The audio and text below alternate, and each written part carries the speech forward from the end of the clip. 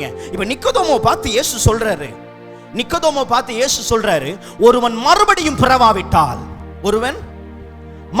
பிறவாவிட்டால் தேவ ராஜ்யத்தை. இப்ப ரீசெண்டா ஒரு பாட்டு ரொம்ப வைரலா போயிட்டு இருக்கு, பாத்தீங்களா? நமக்கு அதுல சம்பந்தம் இல்லைன்னு, பரலோகமே சொந்தமே அப்படின்ட்டு பெஞ்சமின் அப்படின்றதான ஒரு சகோதரர் பாடின ஒரு அழகான ஒரு பாட்டு. எத்தனை பேர் கேட்டீங்க? எத்தனை பேர் ஸ்டேட்டஸ் எல்லாம் வச்சீங்க? அதுக்கெல்லாம் கை தூக்க மாட்டீங்க. ஸ்டேட்டஸ் எல்லாம் வச்சீங்களா? நம்ம ஊர்ல பாக்குறாங்க ஸ்டேட்டஸ்னா என்ன பிரதர், வைக்கிறவங்கள்ட்ட கேட்டு தெரிஞ்சுக்கோங்க. இப்ப வாட்ஸ்அப்ல எல்லாம் வச்சீங்களா? வச்சீங்களா? அந்த பாட்டு அவ்வளவு மெல்ட்டா இருந்துச்சு, அவங்களுக்கு தொட்டுச்சா? கண் இல்லாத ஒரு மனிதன் பரலோகத்தை கண்டு பாடுகிறது போல ஒரு நல்ல ஒரு எனர்ஜெட்டிக், நல்ல ஒரு சந்தோஷமா இருந்துச்சா? அந்த ஒரு சரணத்தை மட்டும் நீங்க பாத்தீங்கன்னா, வருத்தம் பசிதாகம் மனதுயரம் அங்கே இல்லை,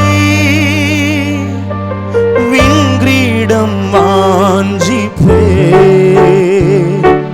விண்ணவர் பாதம் சேர்வே, விங்கிரீடம் வாஞ்சிப்பே விண்ணவர் பாதம் சேர்வே, பரலோகமே என் சொந்தமே என்று காண்பேனோ என் இன்பர் இயேசுவை என்று காண்பேனோ என் இன்பர் இயேசுவை என்று காண்பேனோ, பரலோகமே என் சொந்தமே என்று காண்பேனோ. அழகா இருக்குல்ல இந்த பாட்டு? எத்தனை பேர் இந்த பாட்டு பிடிச்சிருக்கு? எத்தனை பேருக்கு என்னை பாட்டு பிடிச்சிருக்கு? 9 மணி வரைக்கும் பாடிட்டு இருந்தா எவ்வளவு நல்லா இருக்கும்ல? நல்லா இருக்குமா? சூப்பரா இருக்கு. நல்லா இருக்குமா? நல்லா இல்லையா? நமக்கு தெரிஞ்சது ஒண்ணு ஆமேன், இன்னொன்னு இதையே சொல்லி ஓடிட்டு இருக்கு. அதை விட்டா ஒண்ணு ஸ்தோத்திரம். ஏன்னா அதிக ஸ்தோத்திரத்தினால கிருபை வேற கொஞ்சம் பெருகுதா? சரி, அதுதான் பெருகிட்டு போகுதே, நம்ம தான் சொல்லிட்டே இருப்போமே. நல்லா கவனிங்க, கேட்கறதுக்கு தெளிவா பதில் சொல்லுங்க. 9 மணி வரைக்கும் இந்த பாட்டை ரிப்பீட்டா பாடுனா நல்லா இருக்கும் தானே? அந்த பரலோக மகிமையில அழகா இருக்கும். பாடுவோமா? அந்த பாட்டை ஃபுல்லா பாடிட்டே இருப்போமா? நீங்க எத்தனை வருஷம் இந்த பாட்டை பாடினாலும் மறுபடியும் பிறவாவிட்டால் நீ பார்க்கவே முடியாது தேவராஜ்யத்தை. என்ன பிரதர் டப்புன்னு இப்படி போட்டு உடைச்சிட்டீங்க? நீங்க பாட்டு பாடலாம், பல மணி நேரம் பாடலாம், இந்த பாட்டை நீங்க நல்லா செலிப்ரேட் பண்ணலாம். நான் சொல்றேன், அன்னைக்கு எழுதினவர்கள் அவ்வளவு தரிசனத்தோட எழுதி இருக்கிறாங்க, அவ்வளவு மகிமையோட இந்த வார்த்தையை எழுதி இருக்கிறாங்க. அப்ப ஒரே ஒரு காரியம், நான் என்று காண்பேனோ என் இயேசுப்பாவை நான் என்னைக்கு பார்ப்பேனோ, பரலோக ராஜ்யத்தை நான் எப்படி தரிசிப்பேனோ, இயேசு ஈஸியா சொல்லி கொடுத்துட்டு போறார் நிக்கோதேமு கிட்ட. ஒருவன் மறுபடியும் பிறவாவிட்டால் அவன் தேவனுடைய ராஜ்யத்தை காணவே முடியாது. பிரதர், இயேசு கிறிஸ்துவின் நிமித்தம் இந்த உலகத்துல எல்லாருக்கும் மன்னிப்பு உண்டு. எல்லாருக்கும் இந்த உலகத்துல மன்னிப்புங்கிறது பொது. சொல்லுங்க, மன்னிப்பு பொது. கொஞ்சம் பக்கத்துல வாங்க, கொஞ்சம் சப்போர்ட் பண்ணுங்க. மன்னிப்பு பொது. சத்தமா சொல்லுங்களேன், உங்களுக்காக தான். மன்னிப்பு பொது. ஆனா மறுபடியும் பிறத்தல், பரலோக ராஜ்யம்ன்றது சொல்லுங்க, அது கொஞ்சம் பிரைவசி. புரியுதா உங்களுக்கு? மன்னிப்பு இந்த உலகத்துல இருக்கிற எல்லா மதத்துக்கும் மார்க்கத்துல இருக்கிற எல்லா ஜனங்களுக்கும் பொதுவானது. ஏன்னா இயேசு கிறிஸ்து சகல ஜனங்களுக்காக என்ன செஞ்சாரு? இந்த உலகத்தில் இருக்கிற எல்லா ஜனங்களுக்காக தன்னுடைய குமாரன் அனுப்பி தேவன் என்ன செஞ்சாரு? அன்பு. ஆனா பரலோக ராஜ்யத்தை இந்த உலகத்தில் இருக்கிற எல்லாருக்கும் வச்சிருக்கிறாரா? எல்லாராலையும் பரலோக ராஜ்யத்துக்குள்ள பிரவேசிக்க முடியுமா? இல்லை. அதுக்குதான் இயேசு சொல்றாரு, நீ மறுபடியும் பிறவாவிட்டால் தேவனுடைய ராஜ்யத்தை பார்க்கவே முடியாது. அப்ப எப்படி பிரதர் உன்னால பிரவேசிக்க முடியும்? உடனே இந்த நிக்கோதேமுக்கு ஒரு கேள்வி. ஏன்னா இவர் பயங்கரமான ஆளாச்சே, மோசேக்கு நியாயப்பிரமாணத்தை கேட்டு வளர்கிற மனுஷனாச்சே. இந்த நிக்கோதேமு சொல்றாரு, அது எப்படி ஏசப்பா? ஒருத்தன் வயசான காலத்துல இருக்கிறான், அப்ப அம்மாவுடைய வயிற்றுக்குள்ள போயிட்டு திருப்பி வர முடியுமா அப்படின்னு கேட்ட உடனே இயேசு சொல்றாரு, மாம்சத்தினால பிறப்பது மாம்சம், ஆவியினால பிறப்பது ஆவின்னு சொல்லிட்டு சில காரியங்களை தெளிவாய் பேசுகிறார். நல்லா கவனிங்க. அப்ப நிக்கோதேமு கிட்ட இயேசு சொல்றது மறுபடியும் பிறத்தல். சொல்லுங்க, மறுபடியும் பிறத்தல். ஒரு காரியத்தை நீங்க நல்லா நோட் பண்ணுங்க. இந்த உலகத்துல வாழும்போது ஒரு முறை பிறந்தவன் 2 முறை சாகிறான், 2 முறை பிறந்தவன் 1 முறை சாகிறான். இந்த உலகத்துல 2 முறை பிறந்தவன் 1 முறை தான் சாகுறான். சொல்லுங்க, 1 முறை தான் சாகுறான். 1 முறை பிறந்தவன், சொல்லுங்க, 1 முறை பிறந்தவன் 2 முறை சாகுறான், 2 முறை சாகுறான். அப்ப இன்னைக்கு ஆண்டவர் உங்களை இந்த முதல் நாளிலே அழைத்து சொல்லுகிற முக்கியமான ஒரு வார்த்தை, நீங்கள் சாக வேண்டும். நாங்க சாகணுமா? எப்படி வாழணும்னு வழி தேடிதான் தேவ சமூகத்துல வந்து உட்கார்ந்து ஒப்பாரி வச்சுக்கிட்டு இருக்கிறோம். நீங்க பட்டுன்னு போய் முதல் நாள் வாக்குத்தத்தம்ங்கிற மாதிரி சாகணும்ன்றீங்களே. ஆமா, நம்ம சாகணும். நீங்க சாகணும், நான் சாகணும், என் சன்னதி சாகணும். ஹல்லேலூயா. நம்ம சாகணும். நம்ம அப்பதான் மாம்சத்துல பிறக்கிறதுக்கு அப்பா அம்மா தேவைப்படுறாங்க. நமக்கு ஒரு அம்மா அப்பா தேவைப்பட்டது. அவங்களுடைய குடும்ப உறவு தான் நம்மளை என்ன செய்யுது, நமக்கு ஒரு ஜீவனை இந்த உலகத்துல பெற்று கொடுக்குது. பட் ஆவியில பிறக்கிறதுக்கு உங்க அப்பா தேவையில்லை, உங்க அம்மா தேவையில்லை. நீங்க ஆவியில பிறக்கிறதுக்கு, மறுபடியும் பிறப்பதற்கு தேவனும் இயேசுவும் நீங்களும் மட்டும் போதும். உங்களுக்குள்ளே ஒரு மிகப்பெரிய புதிய பிறப்பை கர்த்தர் மகிமையாய் செய்வார். அப்போ ஒரு தாயின் தகப்பனுடைய வயிற்றில் பிறந்தவன் மாம்சத்தில் பிறக்கிறான். பைபிள் சொல்லுது, மாம்ச சிந்தை, அதாவது மாம்ச சிந்தை மரணம், ஆவியின் சிந்தை ஜீவனும், ஜீவனும். மாம்சத்துக்கு ஏற்றவன் மாம்சத்துக்கு ஏற்றவைகளை, அதாவது மாம்சத்துல பிறந்தவன் மாம்சத்துக்கு ஏற்றவைகளை, ஆனா ஆவிக்கு ஏற்றவன், ஆவியில் பிறந்தவன் ஆவிக்கு ஏற்றவைகளை. அப்போ சிந்திக்கிறதுக்கே நான் மறுபடி பிறக்கணும். இன்னைக்கு நிறைய பேர் கேட்பீங்க, இயேசுவின் சிந்தையை தாங்க, இயேசு மாதிரி யோசிக்கணும். இயேசு மாதிரி யோசிக்கணும்னா நீங்க மறுபடியும் பிறக்கணும். இயேசு மாதிரி நீங்க பேசணும்னா மறுபடி பிறக்கணும். இயேசு செஞ்சதை செய்யணும்னா மறுபடி பிறக்கணும். இயேசு நமக்காக ஆயத்தம் பண்ணி பிதாவினிடத்துல கேட்டு வாங்கி வைத்திருக்கிற அந்த நித்திய வீட்டை சுதந்தரிக்கணும்னா நீங்களும் நானும் நம்முடைய சன்னதிகளும் சபையும் மறுபடியும் பிறந்தால் மட்டுமே. நீங்க மறுபடி பிறக்காம தேவராஜ்யத்தை பார்க்கவே முடியாது. தேவராஜ்யத்தை அப்ப நம்ம என்ன செய்ய போறோம்னா, இந்த முதல் நாள் நம்ம சாக போறோம்.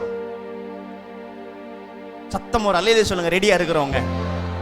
ஆனா இதுல ஒரு சீக்ரெட் உங்களுக்கு நான் சொல்லி கொடுக்கிறேன். யாராவது பிடிச்சு உங்களை கொன்னா அதுக்கு வெறுக்கொலை. சாகணும்னு முடிவு பண்ணியாச்சு. ஒருத்தன் நம்மளை பிடிச்சு கொண்டான்னு வைங்களேன், அது கொலை. நாமையாவது எங்கேயாவது போய் விழுந்து செத்தா, நம்ம எங்கேயாவது போய் விழுந்து செத்தா தற்கொலை. யாராவது நம்மளை கொன்னா அப்ப எப்படி சாகிறது? வேற வழியும், வயசாகிதான் சாகணும். அதுக்கு முன்னாடி பரலோக ராஜ்யம் வந்துச்சுன்னா, மணவாளம் வந்துட்டாருன்னா அப்ப எப்படி சாகிறது? நீங்களே ஒரு ஐடியா சொல்லுங்களேன். இப்போ யங்ஸ்டேஜா இருக்கிறீங்க, சின்ன பிள்ளையா இருக்கிறீங்க. இப்போ இயேசு வர்றதுக்கு முன்னாடி செத்துறணும். அப்பதான் ராஜ்யத்தை என்ன பண்ண முடியும்? அப்பதான் என்ன பண்ண முடியும்? இப்ப யாராவது நம்மளை பிடிச்சு தள்ளி விட்டாங்கன்னா நம்ம கொலை கேஸ்ல உள்ள வந்துரும். நம்மளா எங்கேயாவது போய் பிரச்சனை தாங்காம குடும்பங்களோட எத்தனை குடும்பங்கள் இன்னைக்கு அடியுது பாத்தீங்களா? எத்தனை கொலைகள் இன்னைக்கு நடக்குது பாத்தீங்களா? இந்த லிஸ்ட் எல்லாம் இதுக்குள்ள வராது. இந்த லிஸ்ட் எல்லாம் இதுக்குள்ள, உயிரோட இருக்கும்போது தன்னை சாக ஒப்பு கொடுக்கிறவனுக்கே பரலோக ராஜ்யம் தன் வாசலை திறந்து கொடுக்கும். உயிரோட இருக்கும்போது தன்னை சாக ஒப்பு கொடுக்கிறவனுக்கே பரலோக ராஜ்யம் காத்திருக்கிறது. பரலோக ராஜ்யம், பரலோக ராஜ்யம், பரலோக ராஜ்யம். இப்போ நானாவும் விழுந்து சாக முடியாது. என்ன எவனாவது பிடிச்சு தள்ளினாலும் ஆண்டவர் ஒத்துக்க மாட்டார் இந்த ஆட்டத்தை. அவன் எப்படி சாகிறது அப்படின்னா, உங்களோடு சாகுவதற்கு, உங்களோடு செத்து போவதற்கு, உங்களோடு தன்னுடைய சரீரத்தை, தன்னுடைய ஜீவனை கொடுப்பதற்கு ஒருவர் இருக்கிறார். அவரோடு சேர்ந்து நீங்கள் சாக ஆயத்தமா இருங்க. ஹல்லேலூயா. அப்போ நானா போய் விழுந்து சாக முடியாது, என்ன யாரும் பிடிச்சு கொன்னு சாகடிக்க முடியாது. அப்ப நான் சாகணும்னா, என் மாம்சம் சாகணும்னா நான் ஒருத்தரோட சேர்ந்து சாகணும். அந்த ஒருத்தர் தான் நசரேயனாகிய இயேசு கிறிஸ்து என்கிற தேவனுடைய ஒரே பேராக்கின குமாரன். அந்த ஒரே குமாரனோடு எவன் ஒருவன் தன்னை சாக ஒப்பு கொடுக்கிறானோ, அந்த ஒரே குமாரனோடு எவன் ஒருவன் தன்னை சாகுவதற்கு ஒப்பு கொடுக்கிறானோ, தன் மாம்சத்தை எவன் செத்து போவதற்கு ஒப்பு கொடுக்கிறானோ, அவனுக்கு தேவராஜ்யம் சமீபமாக இருக்கிறது. அவனுக்கு தேவராஜ்யம் சமீபமாக இருக்கிறது. இப்போ இந்த நிக்கதோமுக்கு பத்தி இந்த மாதிரி காரியங்கள் எல்லாம் பேசிட்டு இருக்கா உங்களுக்கு தெரியும். சோ இன்னைக்கு நான் வேகமா 3 காரியத்தை மட்டும் நான் உங்கள்ட்ட சொல்றேன். மறுபடியும் பிறத்தல். சொல்லுங்க, மறுபடியும் பிறத்தல். ரீபார்ன். சொல்லுங்க, ரீபார்ன், ரீபர்த். சோ மறுபடியும் பிறக்கிறோம். நீங்க பாஸ்டர் என்கிட்ட அன்பா சொன்ன ஒரே ஒரு காரியம், 3 நாளும் ஆவியானவருடைய ஆளுகை மகிமையா இருக்கணும். எஸ், பட் நீங்க மறுபடியும் பிறக்க உங்களை விட்டு கொடுக்காதது வரைக்கும் தேவனுடைய அசைவு ஒருவேளை கைதட்டலோட முடியும். தேவ ஆவியானவருடைய அசைவு வெறும் 2 ஜம்பிலே முடிஞ்சிடும். பட் ஆவியானவர் இவ்வளவு கிடையாது. அவர் ஆழமானவர், ரொம்ப ஆழம். எந்த அளவுக்குன்னா நினைத்திரவே முடியாத அளவுக்கு he is so deeper. அவருடைய ஆழம் மகா பயங்கரம். ஆனா மறுபடியும் பிறந்துட்டீங்கன்னா அந்த ஆழத்துல நீங்க ஈஸியா தைரியமா போலாம். அப்படி மறுபடியும் பிறந்த மட்டும் ஆவியானவருடைய ஆழத்தை தைரியமா கடக்க முடியும். இப்ப நீங்க ஒரு கடலுக்கு போறீங்க, ஒரு குளத்துக்கு போறீங்க, ஒரு போட்ல எந்த தைரியத்தினால உங்களை உள்ள அனுப்புவாங்க? ஒன்னு நீந்த தெரிஞ்சிருக்கணும், அப்படிதானே? இன்னொன்னு லைஃப் ஜாக்கெட். என்னது அது? ரெண்டுமே, ஒன்னு நீந்த தெரியணும், இல்லைன்னா லைஃப் ஜாக்கெட். இதுல 2 ஏதாவது ஒன்னு கரெக்டா இருந்துச்சுன்னா நம்பி என்ன பண்ணிடுவீங்க? எப்பேற்பட்டவங்களா இருந்தாலும் குளத்துல போய் வடை சுட்டுட்டு வர்றது மாதிரி அப்படி ஜாலியா போயிட்டு வருவீங்க. லைஃப் ஜாக்கெட் இல்லைன்னா உள்ள போவீங்களா? நீந்த தெரியல, லைஃப் ஜாக்கெட் இல்ல, உள்ள போவீங்களா? அப்போ தேவ ஆவியானவருடைய ஆழத்தை நீங்க பார்க்கணும்னா, அந்த ஆழத்தை நீங்க கலிகுறணும்னா, அந்த ஆழத்தின் மூலமாய் தேவனுடைய பரலோக ராஜ்யத்தை உங்களுடைய வாழ்க்கையில தனிப்பட்ட உறவுல நீங்க பார்க்கணும்னா, மறுபடியும் பிறக்காமல் தேவனுடைய ஆழங்களை உங்களால் அனுபவிக்கவே முடியாது. ஏனென்றால் பரலோக ராஜ்யத்தை பூமியில இறக்கி கொடுக்கிற ஒரே வல்லமை என் இயேசு கிறிஸ்துவின் மூலமாய் பிதாவினிடத்திலிருந்து புறப்பட்டு வந்த பரிசுத்த ஆவியானவருக்கு மட்டுமே. பரிசுத்த ஆவியானவருடைய ஆழங்களையும் பரலோகத்தின் ஆழங்களையும் நீங்க பார்க்கணும்னா மறுபடியும் பிறக்கணும். மறுபடியும் பிறக்கணும்னா, எங்க அம்மா அப்பா வயித்துல நான் பிறந்திருக்கிறேன், எங்க அம்மா அப்பா சுபாவத்துல நான் வாழ்ந்துகிட்டு இருக்கிறேன், எங்க தாத்தா மீசையை வச்சு இன்னும் ஓட்டிக்கிட்டு இருக்கிறேன். எங்க தாத்தா யார் தெரியுமா? யாரு? அவர் எப்படிப்பட்ட மீசை வச்சிருப்பார் தெரியுமா? வச்சிருக்கட்டும். ஆனா பரலோக ராஜ்யம் உங்கள் தாத்தாவின் மீசையில் அல்ல, என் இயேசு கிறிஸ்துவுடைய வார்த்தை பரலோக ராஜ்யத்துக்குள்ளே பிரவேசிக்க மறுபடியும் பிறக்கிறவர்களுக்கு மட்டுமே. நாங்க தாத்தா யாரு தெரியுமா? எங்க குடும்பம் யாரு தெரியுமா? நாங்க எப்படிப்பட்ட ஜீனியாலஜி தெரியுமா? ஐயா, தயவு செய்து குடும்ப பெருமையை மட்டும் நீங்க பேசிக்கிட்டு வாழ்றீங்கன்னா ஒன்னே ஒண்ணு புரிஞ்சுக்கோங்க, இது உங்களை பரலோக ராஜ்யத்தின் வாசலை பார்ப்பதற்கு கூட வழிவகுக்காது. அப்ப என்ன செய்யணும்னா, எனக்கு அம்மா என் அப்பா, நான் ஆவியில் அவங்களை நேசிக்கணும், கனப்படுத்தணும், பணிவிடைகளை எல்லாம் செய்யணும். ஆனா மாம்சத்தில் பிறந்த என் தகப்பன் தாய் எல்லாவற்றையும் விட நான் மறுபடியும் செத்து மீண்டும் ஒரு முறை பிறக்க வேண்டும். இந்த பிறப்பு என்னை பரலோகத்துக்கு இழுத்து செல்லும். இந்த பிறப்பு என்னை பரலோகத்துக்குள்ள இழைத்து செல்லும். சோ இப்ப நான் இந்த மறுபடியும் பிறக்கணும்னா சாகணும்.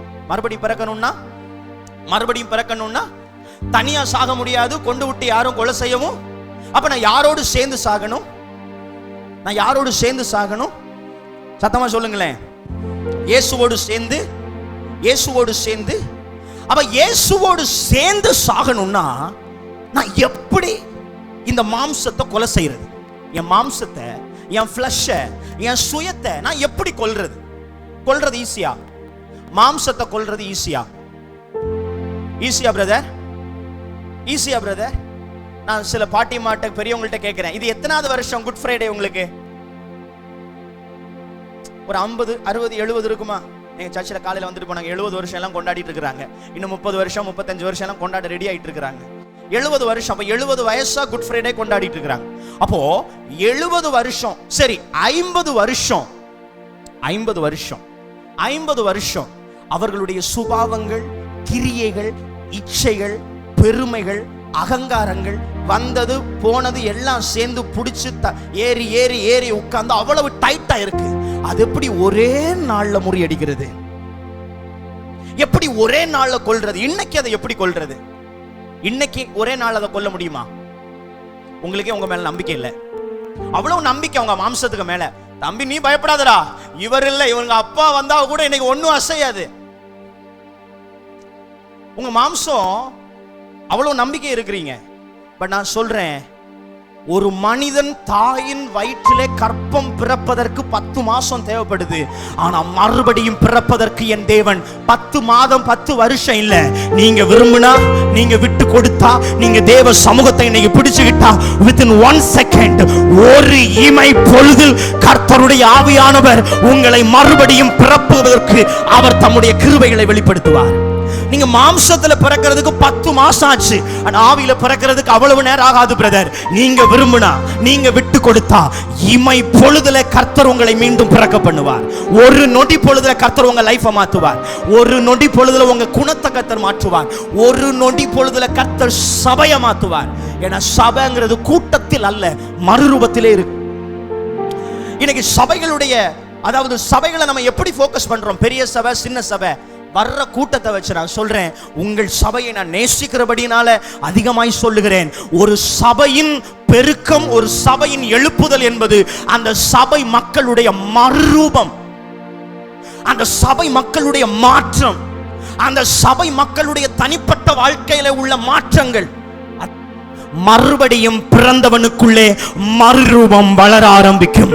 மறுபடியும் பிறந்தவனுக்குள்ளே மாற்றம் வர ஆரம்பிக்கும். நான் சபையை பார்த்து எச்சரிப்பாய் சொல்லுகிறேன், நீங்கள் மறுபடியும் பிறக்காதது வரைக்கும் இந்த சபையில் வெறும் ஒரு அங்கத்தினர்களாக மட்டுமே இருப்பீர்களே தவிர தேவ ராஜ்யத்தில் பிரவேசிப்பதற்கு வாய்ப்பு அரிது. அப்போ இங்க வெறும் அங்கத்தினர்களா இருப்பது மட்டும் நம் நோக்கம் அல்ல. பரலோக ராஜ்யத்தில் பிதாவுடைய மடியில் இருப்பதே நம்முடைய தீர்மானம். அப்ப அங்க பிரவேசிக்கணும்னா எனக்கு மறுரூபம் தேவை, அப்படின்னா எனக்கு மறுபிறப்பு தேவை. நான் பேசுறது புரியுதா? நான் பேசுறது புரியுதா? மறுபடியும் பிறப்பு எனக்கு. அப்ப மறுபடியும் நான் பிறக்கிறதுக்கு என்ன செய்யணும் அப்படின்னா, முக்கியமா ஒரு வசனத்தை நான் உங்களுக்கு காண்பிக்க விரும்புகிறேன். மத்தேயு எழுதின சுவிசேஷம் 16வது அதிகாரம் 24வது வசனம். மத்தேயு 16வது அதிகாரம் 24வது வசனம். இயேசு சீஷர்களை நோக்கி, ஒருவன் என்னை பின்பற்றி வர விரும்பினால் அவன் தன்னை தான் வெறுத்து தன் சிலுவையை எடுத்துக்கொண்டு என்னை பின்பற்றி வர. இந்த வசனத்தை பார்த்துக்கிட்டோன்னு நமக்கு என்ன தோணுதுன்னா, சிலுவைனாலே இந்த உலகத்துல சுமக்கிறதுக்கு தகுதியான ஆள் யாரு? தகுதியான ஆள் யாரு? இவ்வளவு கத்தனையில ஒரு வார்த்தை ஏன் பார்த்து சொல்லுங்களேன், தகுதியான ஆள் யாரு? சோ இந்த வசனத்தை ஸ்கிப் பண்ணிட்டு ஈஸியா நம்ம போயிடும். நமக்கு என்ன சிலுவை? நமக்கு நம்ம மனைவி தான் சிலுவை, புருஷன் தான் சிலுவை, பிள்ளை தான் சிலுவை. இந்த சிலுவை என்னைக்கு சுமந்து தீப்பனும்? கடன் தான் சிலுவை. என் மேல விழுந்த சிலுவையே 2-3 லட்சம் கடன் இருக்கு பிரதர். ஹலோ, நல்லா கவனிங்க. இயேசு இந்த இடத்துல தெளிவா சொல்லி இருக்கிற காரியம், ஒருவன் என்னை பின்பற்றி, என்னை பின் பற்றி வர விரும்பினால். இயேசு எங்க இருக்கிறார் இப்போ?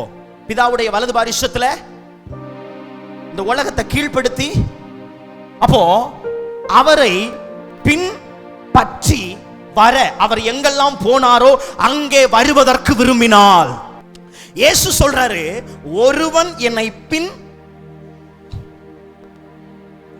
விபிஎஸ்ல ஸ்கிட்க்கு அந்த மைம் பண்ற மாதிரி இருக்கு. வசனத்தை இப்ப சொல்லுங்க, ஒருவன் என்னை.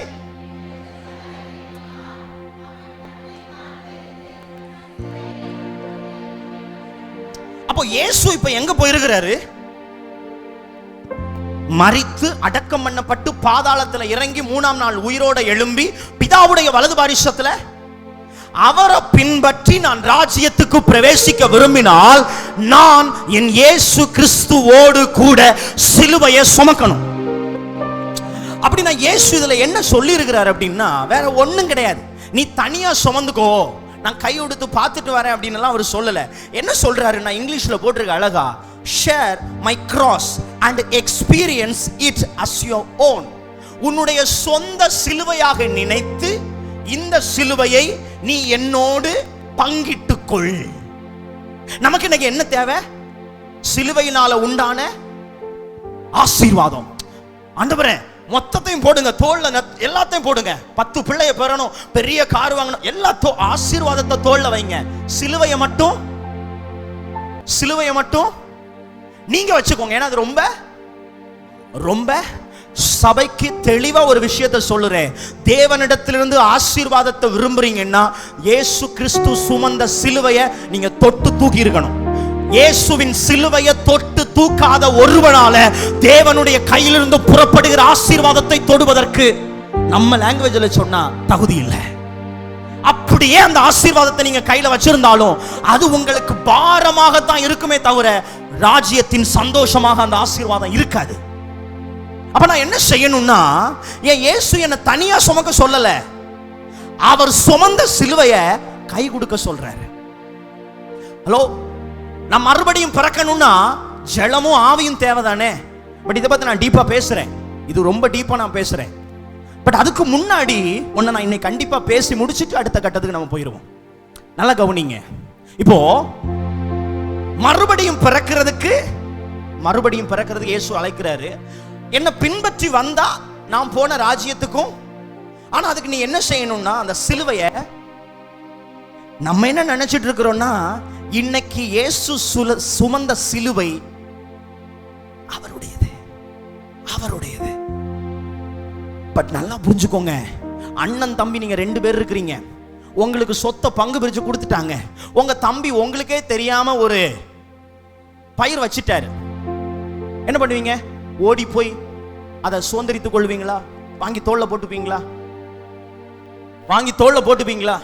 ஆனா இயேசுடைய சிலுவையை பார்க்கும்போது மட்டும் நீங்களே வச்சுக்கோங்க. அந்த சிலுவையிலிருந்து ஏதாவது ரிலீஸ் ஆச்சுன்னா மட்டும் என்கிட்ட கொடுங்க, நான் பார்த்துக்கிறேன். ஹலோ, பட் நான் ஒண்ணே ஒன்று சொல்றேன். இயேசு சிலுவையை சுமக்கும் போது ஒரு வாலிபன் ஓடுனா, தகப்பனே நீங்க சுமக்கிறது உங்களுடையது இல்ல, இது என்னுடையது. இந்த சிலுவையை சுமக்கிறதுக்கு நீங்க எந்த தப்புமே பண்ணல, நீங்க அவ்வளவு பரிசுத்தர். இந்த சிலுவை என்னுடையது, கொடுங்க, நான் சுமக்கிறேன். அப்படி யாராவது கூட ரெடியா இருக்கிறீங்களா? கொடுங்க ஏசப்பா, இந்த சிலுவையை நான் சுமக்கிறேன். ஏன்னா இது உம்முடையது அல்ல, இது நான் சுமக்க வேண்டியது. ஏசப்பா நீங்க சுமக்கிறீங்க, இதனால எனக்கு ஆசீர்வாதம் வருது, நித்திய ஜீவன் வருது, மீட்பு வருது. ஆனா இது உங்களுடையது அல்ல, இது நான் சுமக்க வேண்டிய சிலுவையை நீர் சுமக்கிறீர். தாங்க 90%, நான் சொல்றேன் 90% சப்போர்ட் உங்களுடையதாகவும் 10% சப்போர்ட் இயேசுடையதா இருந்துச்சுன்னா அந்த சிலுவையுடைய ஆசீர்வாதம் உங்க தலைக்கு அலங்காரமா இருக்கும். 100% பங்களிப்பையும் இயேசு மட்டும்தான் கொடுத்திருக்கிறாருன்னா உங்களுக்காக நான் சொல்லுறேன், அவரிடத்திலிருந்து புறப்படுகிற ஆசீர்வாதங்கள் உங்களுக்கு வரலாம், ஆனால் அது உங்களுடைய கண்களை ஆசீர்வதிக்கவே முடியாது. அப்ப நான் என்ன பண்ணணும்னா, இயேசு கிறிஸ்துடைய சிலுவையை பங்கிடணும். போர் சேவர்கள் என்ன பண்ணாங்க? இயேசுடைய வஸ்திரத்தை என்ன பண்ணாங்க? நீங்க சபைக்கு அதிக நேரம் இயேசுவை குத்தின போர் சேவர்களை போலதான் வந்துட்டு இருக்கிறீங்க. அவர்கிட்ட இந்த வஸ்திரம் கிடைக்குமா? தாத்தா செத்தா கண்ணாடி எனக்கு, மூக்குத்தி உனக்கு. பாட்டிமா எல்லாம் யாராவது செத்து போனா, யாராவது இல்லாம போனா, அந்த செயின் மூத்த மகளுக்கு, இந்த செயின் இளைய மகளுக்கு. பாட்டியுடைய சரீரம் அது எங்கேயாவது போகட்டும், புறம்போகல எங்கேயாவது கொண்டு போடுவோம். இயேசு கிட்ட இருந்து உருவுறதுக்கு தான் இன்னைக்கு ஊழியங்களும் சபைகளுக்குள்ள ஜனங்களுடைய எண்ணங்கள் பெருகுதே தவிர, நான் அந்த சிலுவைக்கு அதிகமா என் பங்களிப்பை கொடுக்கணும்ன்ற எண்ணம் ஒரு மனுஷனுக்கும் இல்லை. ஆனா ஒன்னே ஒன்று இந்த சபைக்கு நான் தெளிவா சொல்லுகிறேன், நீங்கள் இயேசு கிறிஸ்து உங்களுக்காக சுமந்த சிலுவையை தூரத்தில் நின்று வேடிக்கை பார்த்து கொண்டிருக்கிறீங்கன்னா, உங்களுக்காக சுமக்கிற சிலுவையை தூரத்தில் நின்று வேடிக்கை மட்டும் பார்த்துட்டு இருக்கிறீங்கன்னா, உங்களுக்கு நான் தயவு சொல்லுகிறேன், இன்னைக்கு அந்த பக்கத்துல போய் உங்களுக்காக இயேசு சுமந்த அந்த சிலுவையை கேட்டு வாங்கி உங்கள் பங்களிப்பை கொடுத்துட்டு சொல்லுங்க, ஏசப்பா நான் சுமக்கிறேன், பலத்தை மட்டும் நீங்க கொடுங்க. சிலுவையை நான் சுமக்கிறேன், சுமக்கிற பலத்தை என்ன பவுல் சொல்றாரு, கிறிஸ்து எனக்கு, சாவு எனக்கு, என்னை பலப்படுத்துகிற கிறிஸ்து. என்ன பலப்படுத்துறது சிலுவை இல்ல, என்ன பலப்படுத்துறது சிலுவையை சுமக்கிற நீங்க. சிலுவையை என்கிட்ட கொடுங்க, பாரத்தை என்கிட்ட கொடுங்க, நீங்க எனக்கு பலம் தாங்க. நான் ரெடியா இருக்கிறேன் ஆண்டவரே. அப்ப மறுபடியும் பிறக்கிறவன் சிலுவையை இயேசு கிறிஸ்துவோடு பங்கிட வேண்டும். சிலுவையை பங்கிடாதவன் எப்படி சிலுவையை நேசிக்க முடியும்? எப்படி சிலுவையை நேசிக்க முடியும்? பட் ஒரே ஒரு விஷயத்தை இன்னும் அதிக கட்டமா நான் சொல்றேன். ஏன் நான் சிலுவையை பங்கிடணும்? ஏன் நான் சிலுவையை பிடிக்கணும்? ஏன் இயேசு சுமக்கிற சிலுவையை நான் வந்து ஷேர் பண்ணணும்? ஏன் ஷேர் பண்ணணும் அப்படின்னா, இன்னொரு வசனம் பாருங்க, மறுபடியும் சாகணும்ல. அப்போ மறுபடியும் பிறக்கிறதுக்கு நான் சாகணும்னா எனக்குள்ள இருக்கிற அந்த பழைய மனுஷனை நான் கொல்லணும். எனக்குள்ள இருக்கிற பழைய மனுஷனை, நான் பேசுறது உங்களுக்கு புரியுதா? எத்தனை பேருக்கு புரியுது? எனக்குள்ள இருக்கிற பழைய மனுஷனை நான் கொல்லணும். நான் பழைய மனுஷனை கொல்லணும்னா சிலுவையில நிக்கிற இயேசுவிடத்துல கொண்டு போய் நான் பழைய மனுஷனை கொடுக்க முடியாது. அப்ப ஆரம்பத்திலேயே நான் அவரோட இருந்து அந்த சிலுவையை சுமந்து கல்வாரிக்கு வரணும். நம்ம ஸ்ட்ரைட்டா கல்வாரிக்கே வந்துருவோம். நம்ம கல்யாண வீட்டுல ஸ்ட்ரைட்டா மணமேடைக்கு வந்து நிக்கிறது மாதிரி. புரியுதா உங்களுக்கு? நம்முடைய எண்ணங்கள் எல்லாம் ஸ்ட்ரைட்டா கல்வாரி வரணும், இயேசுவை பார்க்கணும், அந்த ஆசீர்வாதத்தை எப்படியாவது, வஸ்திரத்தை எப்படியாவது. ஆனா நான் சொல்லுகிறேன், மறுபடியும் பிறக்கிறவன் கல்வாரிக்காக எப்போது இயேசு கிறிஸ்து சிலுவையை தூக்கி ஆயத்தமானாரோ அந்த ராத்திரியில் இருந்தே புறப்பட ஆரம்பிக்க வேண்டும். which means கெத்சமனையிலிருந்தே இயேசு கிறிஸ்துவோடு புறப்பட்டு கெத்சமனையிலிருந்து சமாரியாவின் வழியாய் எருசலேமின் நகரத்தின் வழியாய் கொல்கதா மலை வரைக்கும் புறப்பட்டு இயேசு கிறிஸ்து உனக்காக சிலுவையை சுமந்தாரே, அந்த சிலுவையை தொட்டு அதை தூக்கி அதை பங்கிட்டவனால மட்டும்தான் தன்னுடைய மாம்சத்தை 100% கொல்ல முடியும். வெறும் கொல்கதா மலைக்கு டைரக்டா வந்து கும்பிடு போடுறவனால 50% தான் கொல்ல முடியும். உங்களுக்கு 100% கொல்லணுமா, 50% கொல்லணுமா? சத்தமா சொல்லுங்களேன். 100% அந்த பழைய மனுஷன், உங்க பழைய மனுஷன் 100% சாகணுமா, 50% சாகணுமா? 50% ஸ்ட்ரைட்டா கல்வாரிக்கு வண்டி பிடிச்சு போயிடலாம். ஆனா 100% எனக்குள்ள இருக்கிற இந்த மாம்சம், இந்த சுயம், இந்த பழைய மனுஷன் சாகணும்னா நான் கல்வாரிக்கு முன்பிருந்தே இயேசுவோடு பயணிக்கணும். ஒரு கிறிஸ்தவனுடைய ஆரம்பம் மறுபடியும் பிறப்பது கல்வாரியிலிருந்து துவங்குவதல்ல, அது கெத்சமனையிலிருந்து துவங்குகிறது.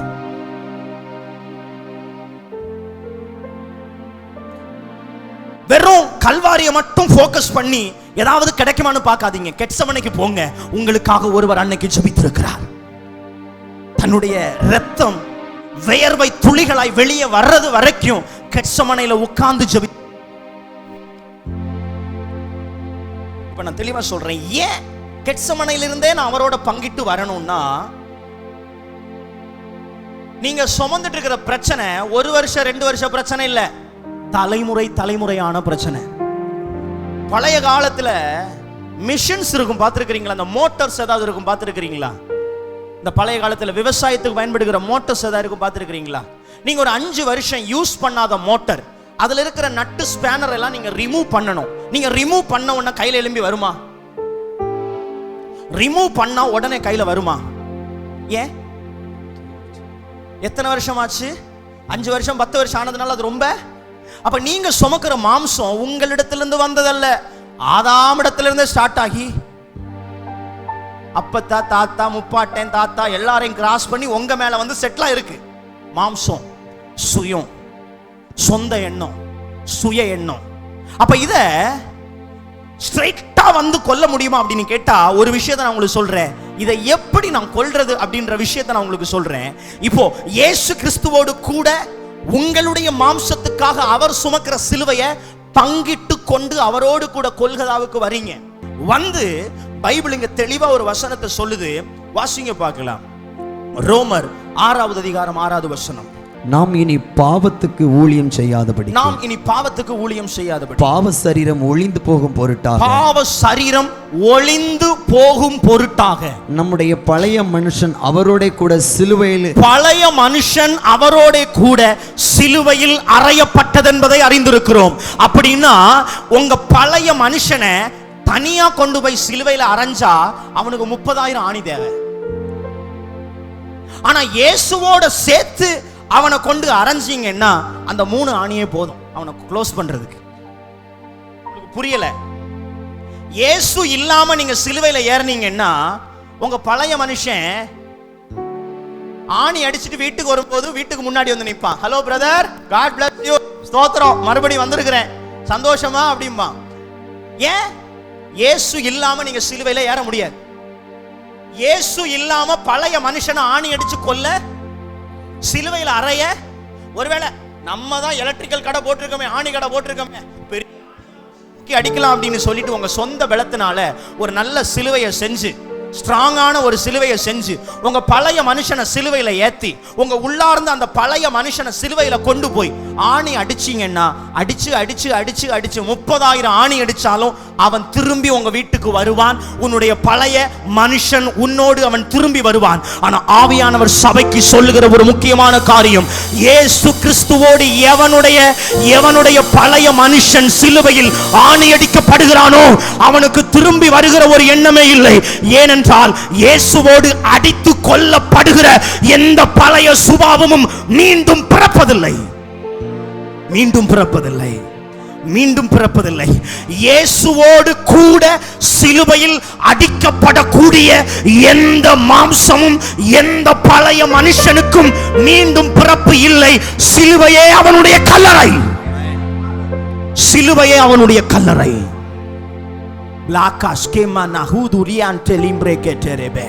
அப்போ சிலுவையை ஷேர் பண்ணி அந்த பழைய மனுஷன் ஷேர் பண்ணும் போதே கொஞ்சம் மெல்ட் ஆயிருவான், கொஞ்சம் உருகிடுவான் பிரதர். இப்போ இந்த பழைய நட்டை ஸ்பேனரை ரிமூவ் பண்றதுக்கு என்ன பண்ணீங்க? கொஞ்சம் ஆயில் அடிப்பீங்களா? எதுக்கு? கொஞ்சம் லூஸ் ஆகுறதுக்கு. ஆயில் வச்சு உடனே போட்டு கலத்தினா வருமா? அது ஒரு 10 நிமிஷம் ஆற விட்டு என்ன பண்ணுவீங்க? அதை விடுங்க. சமீபத்தில் என் மனைவி கிச்சன்ல இருந்துட்டு என்னங்க அப்படின்னா, நான் வேற எங்க ஏரியாவில் மங்கிஸ் வந்து பயங்கரமா இருக்கும். அது லேடிஸ் அப்படின்னா ரொம்ப பயங்கரமா செயல்படும். அப்போ இந்த ஏதாவது வந்துச்சோ அப்படின்னு சொல்லிட்டு நான் பயந்து போய் கிச்சனுக்கு ஓடுறேன். இப்பதானே வந்தேன், மறுபடியும் என்னையா பகதறி போய் எங்க பார்த்தா 2 டம்ளர் ஒன்னோட ஒன்னா மாட்டி இருக்கு. இதை எடுக்கிறதுக்கு ஹெல்ப் வேணும்னு நான் யோசிச்சேன். எப்படிப்பட்ட ஆள் நானு, டம்ளரை ரிமூவ் பண்றதுக்காக என்னை அழைத்திருக்கிறாய். நான் நினைக்கிறேன் 10 நிமிஷத்துக்கு முன்னாடி அடுக்கி வச்ச டம்ளரையே உருவுறதுக்கு நமக்கு இவ்வளவு கஷ்டம்னா, 50 வருஷங்கள் 100 வருஷங்கள் பல தலைமுறைகள் நீங்கள் சுமந்து கொண்டிருக்கிற மாம்சத்தை உடைக்கிறதுக்கு எவ்வளவு கஷ்டம், எவ்வளவு கஷ்டம், எவ்வளவு கஷ்டம். அப்ப ஏன் நீங்க ஸ்ட்ரைட்டா வந்து அடிக்க கூடாதுன்னா, சிலுவையை சுமக்கும் போது அந்த சிலுவையை நீங்க ஷேர் பண்ணும் போது அந்த பழைய மனுஷனுக்கு நீங்க ஆயில் அடிக்கிறீங்க. அந்த சிலுவையில் இருக்கிற ரத்தம் அப்படியே உள்ள போகுது அவனுக்கு. அவன் கொஞ்சம் மெல்ட் ஆகுறான், கொஞ்சம் அடிச்சா இறங்குறது மாதிரி இருக்கு. இப்போ ரிமூவ் பண்ணா கையில வர்ற அளவுக்கு மாறிட்டான். இப்ப கொண்டு இவனை பழைய மனுஷனை சிலுவையில இயேசுவோடு நீங்கள் அடித்தால், நான் சொல்லுகிறேன், பழைய மனுஷனுக்கு மரணம் உண்டு. அது மரிக்கிற ஸ்தலம் இயேசு கிறிஸ்துவோடு அறையப்பட்ட சிலுவை. இயேசு கிறிஸ்துவோடு அறையப்பட்ட சிலுவை. இயேசு கிறிஸ்துவோடு அறையப்பட்ட சிலுவை. இப்ப இந்த வசனத்தை வாசிங்க. கலாத்தியர் 2:20 மற்றும் 3வது வசனத்தை நீங்க பார்க்கலாம். கலாத்தியர் 2:20 வேகமாய் நான் முடிக்கிறேன். கிறிஸ்துவுடனே கூட சிலுவையில் அறையப்பட்டேன், ஆயிலும் பிழைத்திருக்கிறேன். நான் அல்ல, சொல்லுங்க, நான் அல்ல. நான் கிறிஸ்துவுடனே கூட சிலுவையில் அறையப்பட்டால் நான் பிழைக்க மாட்டேன், கிறிஸ்து எனக்குள் பிழைப்பார். நான் மறுபடியும் பிறக்கும் போது நான் அல்ல, கிறிஸ்து எனக்குள் பிறப்பார். உங்களுக்கு இது புரியாது, உங்களுக்கு இது புரியல. நான் மறுபடியும் பிறக்கும் போது நான் சிலுவையில என் பழைய மனுஷனை கொன்னுட்டேன், அடிக்க ஒப்பு. இப்ப அவன் பிறக்கும் போது, ஆவியில் அவன் பிறக்கும் போது, இரண்டாவது அவன் பிறக்கும் போது நான் பிறக்கல, கிறிஸ்து எனக்குள் பிறக்கிறார், கிறிஸ்து எனக்குள்ளே பிறந்து வருகிறார். அதுதான் மறுபடி பிறக்கிறது. ஜலம் ஆவின்றது அதனுடைய அடையாளம். அது உங்களை பிறப்ப வைப்பதற்குரிய அடையாளம். அதை பத்தி நான் தொடர்ந்து பேசுறேன். நல்லா கவனிங்க. நாம் பிழைக்கல, செத்தது நான், பிழைச்சது கிறிஸ்து. சிலுவையில் அடிக்கப்பட்டது என் மாம்சம், பிறந்து வந்தது, பிழைத்து வந்தது நான் இல்ல. சொல்லுங்க, நான் இல்ல, நான் இல்ல, கிறிஸ்துவே என்னில் பிழைத்திருக்கிறார், பிழைத்திருக்கிறார், பிழைத்திருக்கிறார். பட் நான் இப்ப மாம்சத்துல பிழைச்சிருக்கிறேன், அதாவது சரீரத்துல. ஏன்னா தேவனுடைய குமாரனை பற்றும் விசுவாசத்தினாலே சரீரத்துல எனக்கு ஒரு ஜீவன் இருக்கிறது. நீங்க மாம்சத்துல, அதாவது ஆவியில பிறக்கிறது, மறுபடியும் பிறக்கிறத பத்தி பேசுறீங்க. அப்ப மறுபடி பிறக்கிறதுனா பெட்டி கட்டி அப்படியே முடிச்சிருவாங்களா பிரதர்? இல்ல, சிலுவையில நீங்க ஆவியில அடிக்கப்படுறீங்க. அப்ப கிறிஸ்து உங்களுக்குள்ள பிறக்கிறார். கிறிஸ்து உங்களுக்குள்ள பிறந்தாலும் ஒரு சரீரம் உங்களுக்கு இருக்கு. இந்த சரீரம் இயேசு கிறிஸ்துவை பற்றுகிற விசுவாசத்தினால வந்த சரீரம். புரியுதா உங்களுக்கு? நம் சிலுவையில செத்துறேன், ஆனா எதுக்கு எனக்கு இந்த பாடி? இந்த பாடி என்னுடையதல்ல, இயேசு கிறிஸ்துவை பற்றுகிற விசுவாசத்தினால வந்த பாடி. பாவத்துக்கு செத்த பாடி. ஹலோ, பாவத்துக்கு நீதிக்கு பிழைத்த சரீரம். அந்த நீதிக்கு அந்த சரீரம் பிழைக்கணும்னா நான் குமாரனை பற்றும் விசுவாசம், பற்றும் பற்றும் பற்றும். பட் வேகமாய் சில காரியங்களை நான் கரெக்டா உங்களுக்கு நான் சொல்ல விரும்புகிறேன். இப்போ மரிச்சிட்டீங்க சிலுவையில, இன்னும் நம்ம மறுபடி பிறக்கல, ஜஸ்ட் இப்பதான் செத்துருக்கோம். எத்தனை பேர் சாக ரெடியா இருக்கிறீங்கன்னு கேட்டேன். முறைச்சு பாக்குறீங்க. எப்படி பேசினாலும் 9 மணி தான் பிரதர், அதுக்கப்புறம் எங்களால நீங்க அசைக்கவே முடியாது. பேசுவீங்க, ஒரு 10 நிமிஷம் கூட தானே பேசுவீங்க. விடவே மாட்டேன் இன்னைக்கு, ஏன்னா நீங்க லேட்டு. நல்லா கவனிங்க. இப்ப நான் செத்து சிலுவையில இருந்தா என் நிலை என்ன? என்னால பிறக்க முடியுமா? நான் சாக ஒப்பு கொடுத்துட்டேன் சிலுவைக்கு. சிலுவையில நான் செத்துட்டேன். சிலுவையில இயேசுவோடு கூட அடிக்க பட்டுச்சா உங்க கிரியையில. இப்ப அடிக்கப்பட்டுச்சு, இதோட ஒரு கிறிஸ்தவ லைஃப் முடிஞ்சுச்சா? என் பாவத்தை நான் மன்னிப்புக்கு ஒப்பு கொடுத்த உடனே, இயேசுவுக்கு ஒப்பு கொடுத்த உடனே என் லைஃப் முடிஞ்சுச்சா? நான் மறுபடியும் பிறந்துட்டேனா? பக்கத்துல கேளுங்க, மறுபடியும் பிறந்துட்டீங்களாக்கா? சிலுவையில் அடிச்ச உடனே பிறந்துட்டீங்களா? நல்லா கவனிங்க. இயேசு கிறிஸ்துவுக்கு அருகில நின்ற கள்வர்கள் ஏன் சிலுவையில நிக்க வச்சிருக்கிறாங்கன்னா, மரித்த பிறகு பருந்துகளும் கழுகுகளும் அவர்களுடைய சரீரத்தை போவதற்காக வந்து காத்து கிடக்கும். வலது கண்ணை ஒரு பருந்தும் இடது கண்ணை ஒரு கழுகும் இந்த செத்து போன சரீரத்தை பிடுங்கி பங்கிட்டு கொண்டு போகும். இதுக்கு உதாரணத்தை நான் உங்களுக்கு சொல்றேன். எகிப்து தேசத்திலிருந்து இஸ்ரவேல் ஜனங்களை கர்த்தர் அடிமைத்தனத்திலிருந்து என்ன செஞ்சாரு? செங்கடலை மட்டும் தாண்டாம இருந்திருந்தா பார்வோன் ரிட்டன் வந்து காதை பிடிச்சு வீட்டுக்கு கொண்டு போய் வந்திருப்பி. வாங்க, ரொம்ப ஓவரா பேசின போல உட்காரு. நீங்க செத்துட்டீங்க, பாவத்துக்கு செத்துட்டீங்க. பிறகு என்ன நடக்கும்னா, அடிமைத்தனத்திலிருந்து விடுதலை ஆயிட்டீங்க. பார்வோன் திரும்பியும் வருவான். பைபிள் சொல்லுது, ஒருவனிடத்திலிருந்து பிசாசு புறப்பட்டா அந்த வீடு வெறுமையா இருக்கும் போது அது மீண்டும் வந்து தன்னிலும் பொல்லாத 7 ஆவிகளை கொண்டு வரும் பிரதர். அப்போ வெறும் நான் பாவத்துக்கு செத்துட்டேன், என் பாவத்தை நான் ஒப்பு கொடுத்துட்டேன், இப்ப என் லைஃப் முடிஞ்சுச்சா? இல்ல. பார்வோன் உனக்கு பின்பதாக சேனை அனுப்புவான், உனக்கு பின்பதாக சக்கரங்கள் வரும், உனக்கு பின்பதாக யுத்த இரைச்சல்கள் வரும். அப்ப நான் என்ன செய்யணும்? கேளுங்க, நான் என்ன செய்யணும்? இப்ப இஸ்ரவேல் ஜனங்கள் எந்த நம்பிக்கையில பார்வோன் அனுப்புனாருன்னா, எவ்வளவு தூரம் ஓடுவ ராஜா? ஓடு, செங்கடல் தாண்டி உன்னால என்ன பண்ண முடியாது, நீ நட, நான் என் வாகனத்தை அனுப்பி உன்னை ரிட்டன் தூக்கி போட்டு காதை பிடிச்சி வீட்டுக்கு ரிட்டன். உங்க வீட்டுல வீட்டு நாயை எப்படி பழக்கிறீங்க? எவ்வளவு ஓடு ராஜா, ஓடு ஓடு, கேட்ட விட்டு 1 கிலோமீட்டர் ஓடுவியா? வந்துதானே ஆகணும், வேற உனக்கு இதை விட்டா வேற வாழ்க்கை இல்லையே. பார்வோனுக்கு தெரியும் இஸ்ரவேலை பத்தி. பார்வோனுக்கு எங்களுக்கு விடுதலை வேணும், நாங்க சம்பளத்தை ஏத்தி பிரச்சனை ஏத்தன உடனே விடுதலை வேணாம், சோறு தாங்க போதும் நாங்க. ஏய், நீங்க சோறுக்கு பந்த பாட்டிக்கலாடா அப்படின்னு பார்வோனுக்கு உஷாராயிட்டாப்ல. இப்ப பார்வோனுக்கே தெரியும், ஓடுங்க ராஜா ஓடுங்க, செங்கடலுக்கு முன்னாடியே செத்துருவீங்க, அப்படி மீதி இருக்கிறவனை கூட நான் வண்டியில வந்து புடிச்சு ரிட்டன் கொண்டு வருவேன். பாவத்துக்கு செத்தவர்கள் மீண்டும் பாவத்திலே பிறக்கிறார்கள். அப்பனா பாவத்துக்கு செத்து எப்படி நீதிக்கு பிழைக்கணும்? சொல்லுங்க, எப்படி நீதிக்கு பிழைக்கிறது? நான் பாவத்துக்கு செத்த உடனே மறுபடியும் பிறந்துட்டேனா? பாவத்துக்கு செத்த உடனே மறுபடியும் பிறந்துட்டேனா? சொல்லுங்க. இப்பதானே செத்து இருக்கு. அப்ப மறுபடியும் பிறக்கிறதுக்கு நான் என்னங்க போனோம்? அப்படின்னா செத்த சரீரம் அடக்கத்துக்கு வர வேண்டும். செத்த சரீரம் எங்க இப்ப எதுக்கு வரணும்? கல்லறைக்கு வந்தா மட்டும்தான் அடுத்த ப்ராசஸ் ஸ்டார்ட் ஆகும். சொல்லுங்க, கல்லறைக்கு வராத செத்த சரீரங்கள் மீண்டும் உயிர் பெற்று எழும்பும், அல்லது பருந்துகளுக்கும் பார்வோன்களுக்கும் இரையாகும். அதனாலதான் இன்னைக்கு தேவ சமூகத்துல அதிகம் பேர் பாவத்துக்கு செத்தவர்கள் மீண்டும் மீண்டும் பாவத்திலே விழுந்து மீண்டும் மீண்டும் பார்வோனாலும் பருந்துகளாலும் கொத்தி கிழிக்கப்பட்ட ஏராளமான ஜனங்கள் இந்த உலகத்துல வாழ்றாங்க. வாட் இஸ் த ரீசன் அப்படின்னா, செத்த சரீரம் கல்லறைக்கு திரும்பாத எந்த சரீரமும் பிழைப்பதில்லை. அப்ப அடக்கம், கல்லறைக்கு நம்ம என்ன செய்யணும்? செத்துட்டீங்க, இப்ப நம்ம எங்க போறோம்? 10 நிமிஷம் கூட பேசுங்க, அப்ப நான் வீட்டுக்கு தான் போவோம் நாங்க. அதுவே கிட்டத்தட்ட அந்த மாதிரி தான் இருக்குன்னு நினைக்காதீங்க. பட் கல்லறைக்கு போலாமா? கல்லறைக்கு போலாமா?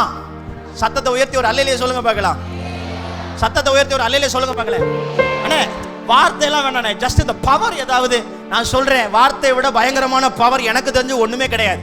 ஒருவேளை நீங்க பவரை பார்த்து, டெமான்ஸ்ட்ரேட்டை பார்த்து நீங்களே ஓடிடுவீங்க. ஆனா வார்த்தை அப்படி கிடையாது. நீங்க எவ்வளவு தேசத்துக்கு எவ்வளவு தூரத்துக்கு ஓடினாலும் இது உங்களுக்குள்ள இருந்து ஊழியம் செய்யும். ஏன்னா வார்த்தை கர்த்தருடைய ஆவி, கர்த்தருடைய ஜீவன், பரிசுத்த ஆவியானவருடைய பட்டயம்.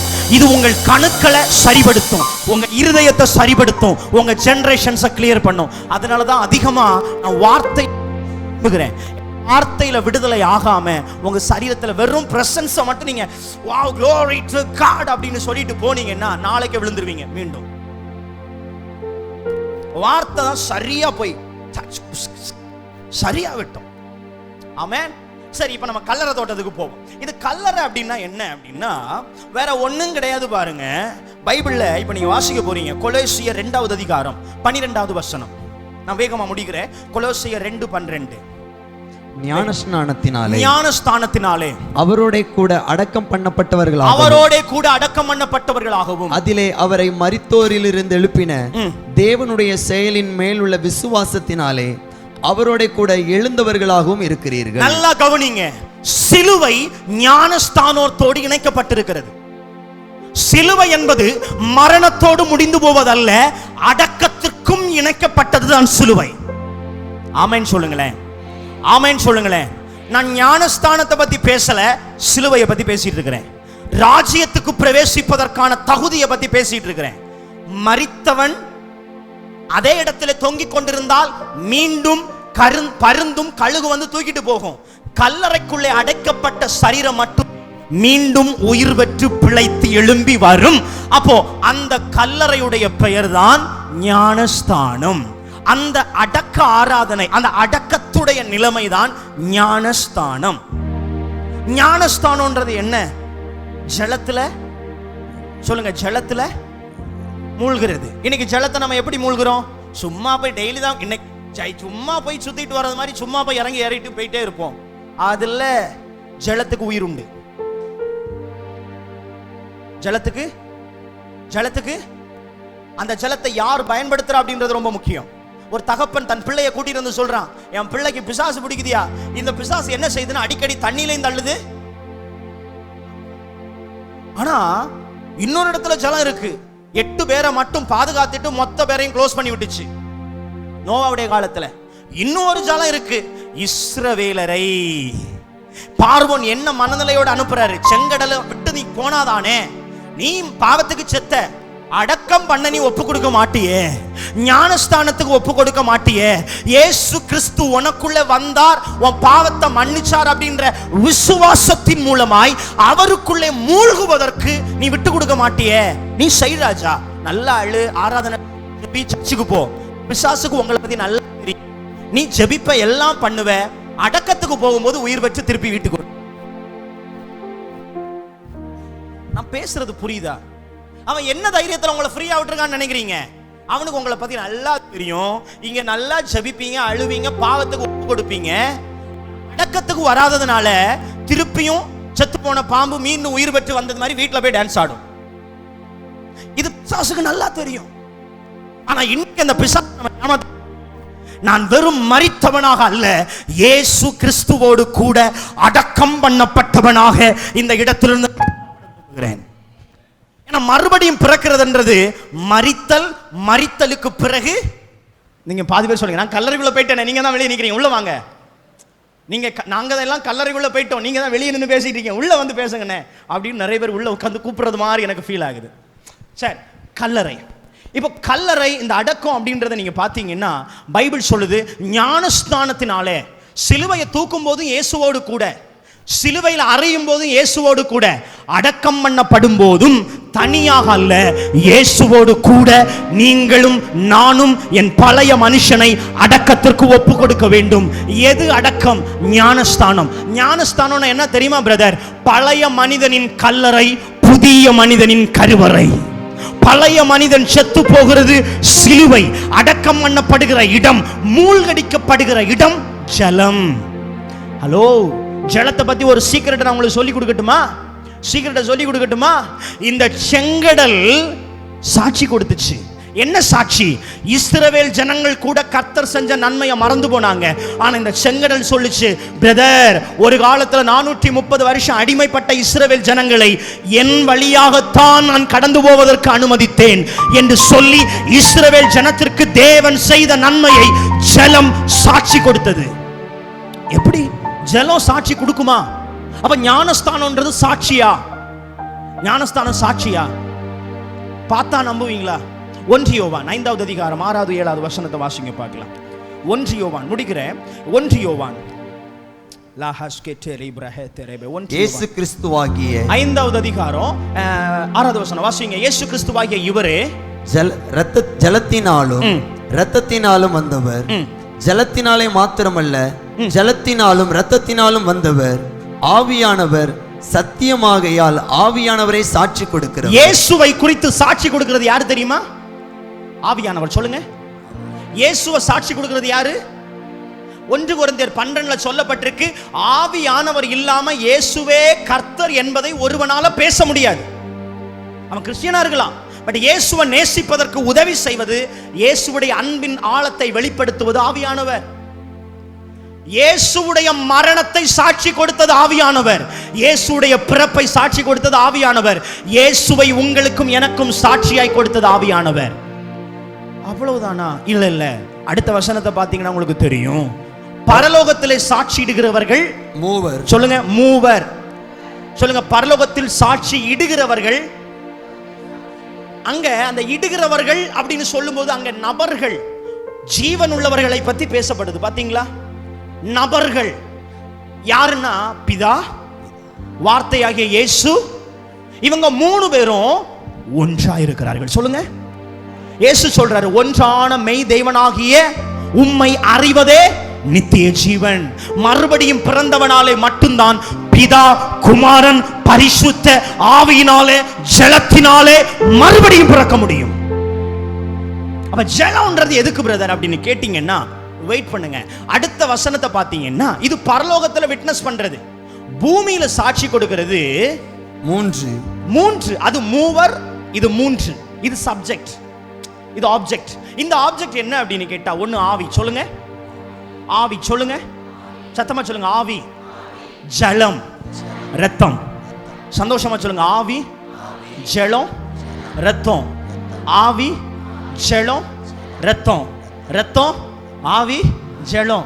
தீவட பாயசத்துக்கு கொடுக்கிறது மாதிரி உங்களை நடத்தினாதான் பேசுறீங்க வாயை திறந்து.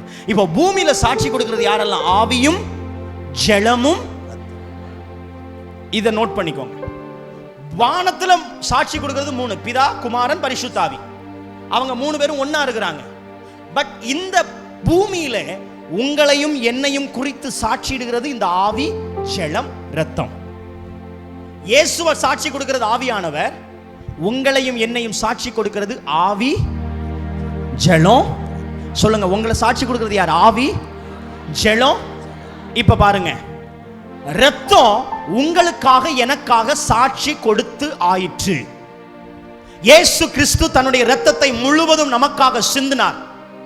அந்த இரத்தம் உலகத்தில் இருக்கிற சகல மனிதர்களுடைய பாவத்தை சொல்லுங்க மன்னித்தது. சொல்லுங்க, மன்னித்தது, மன்னித்தது. அப்போ இயேசுவின் ரத்தம் எனக்காக சாட்சி கொடுத்தாச்சு. ஆபேலுடைய ரத்தம் பேசாததை இயேசு கிறிஸ்துவின் ரத்தம் எனக்காக பேசி வாங்கி தந்தாச்சு. எதை? எதை? மன்னிப்பு. சொல்லுங்க, மன்னிப்பு. சொல்லுங்க, மன்னிப்பு. இது இந்த உலகத்தில் இருக்கிற எல்லா ஜனங்களுக்கும் பொது. பட் இந்த ரெண்டு இன்னொன்று இருக்கு பாருங்க, ரெண்டு, ஆவியும் ஜலமும். இது வாஞ்சிக்கிறவர்களுக்கும் இது நிமித்தம் மறுபடியும் பிறக்கிறவர்களுக்குமே பரலோக ராஜ்யம்.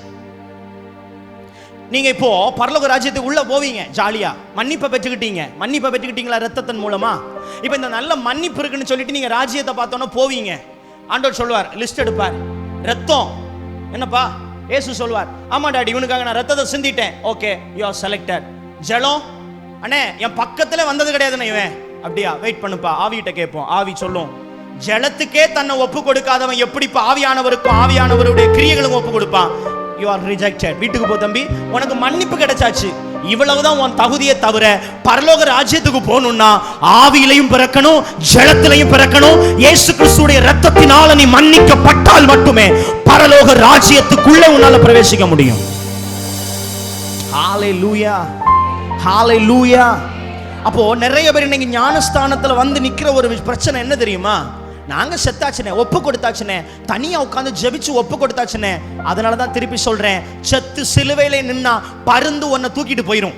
ஆனா கல்லறைக்கு நீ வந்தா மட்டும்தான் செத்த சரீரம் அங்கே நலதம் பூசப்பட்டு துணிகளாலே சுற்றப்பட்டு தேவ மகிமையினால நிரப்பப்பட்டு உயிர்த்தெழுதலுக்கு ஆயத்தமாகும்.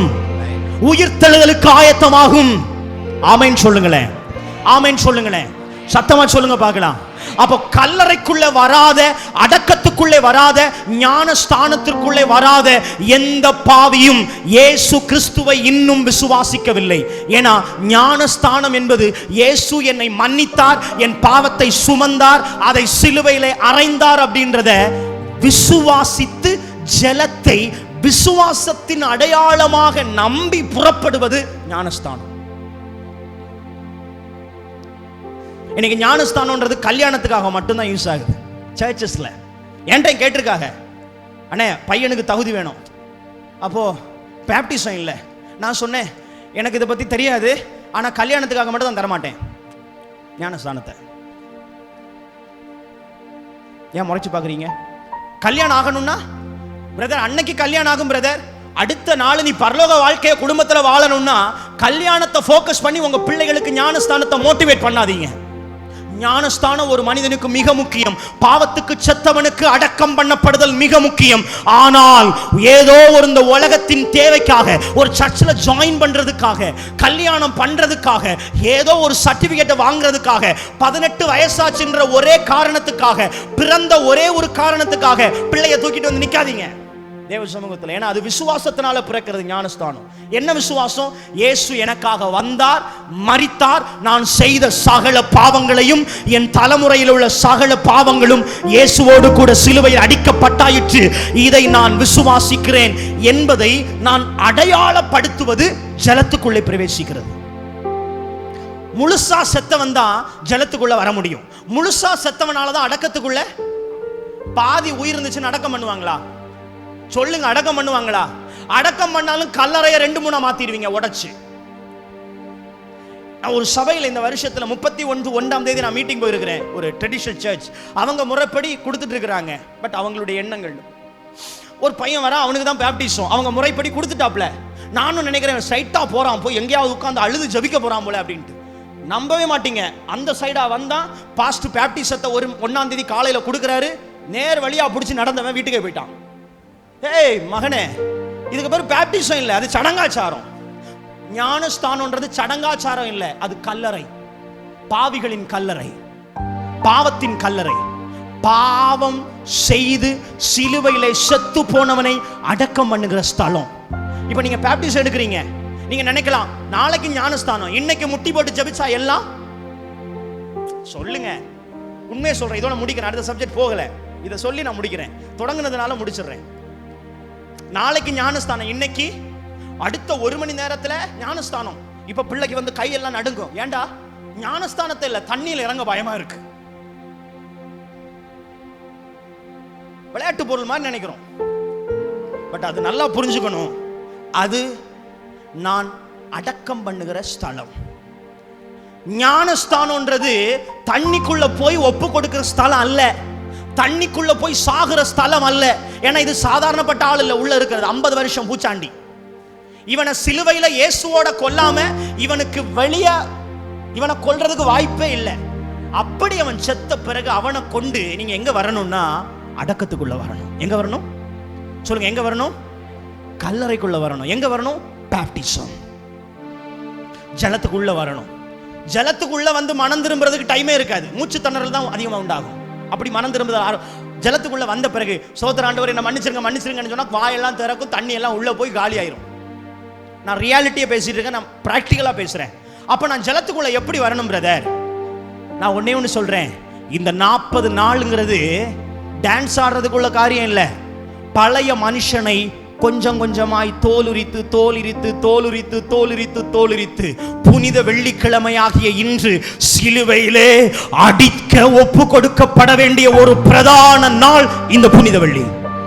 40 நாள் காலையில வந்து ஜெபிச்சீங்களே, தேவ சமூகத்தை கொண்டாடினீங்களே, என்ன நடந்திருக்கு? உங்க பழைய மனுஷனுடைய தோல் கொஞ்சம் கொஞ்சமாக கொஞ்சம் கொஞ்சமாக கரைந்து போய் உங்க சுபாவம் கொஞ்சம் கொஞ்சமா மாறி, உங்க கேரக்டர் கொஞ்சம் கொஞ்சமா மாறி, உங்களுடைய எண்ணங்கள் கொஞ்சம் கொஞ்சமா மாறி ஒரு பச்சை குழந்தை பாடி மாறி வந்து நிக்கிறீங்க, செத்து போய் வந்து நிக்கிறீங்க. இனிமேதான் நீங்க அடக்கத்துக்குள்ள வரணும்.